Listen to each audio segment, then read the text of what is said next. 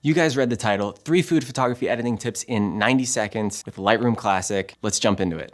Tip number 1, use radial filters and graduated filters to add some extra depth and make your subject pop. We're gonna use this taco photo I took as an example throughout the video. Here it is, straight out of camera with no edits at all. And now here it is with 2 radial filters and 1 graduated filter.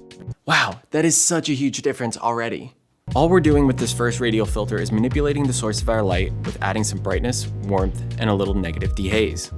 With the other radial filter, we're doing the exact opposite by emphasizing our shadows.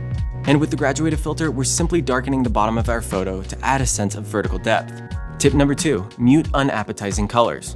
So which colors are appetizing and which ones aren't? Well, this can be tricky and kinda depends on the food. For example, greens in salad, usually good. Greens in something like bread usually gives off kind of that moldy vibe. In our taco example here, this mainly means getting rid of most of our blues and aquas and changing the hues of our warm colors a little to the left.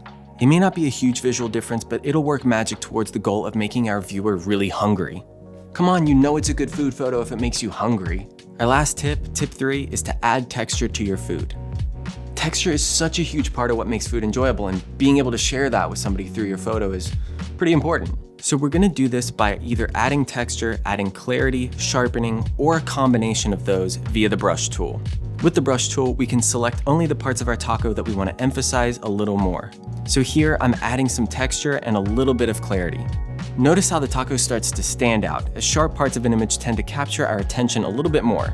Guys, that's it for the tips, but if we throw it all together and add in a few minor adjustments, we go from this to this.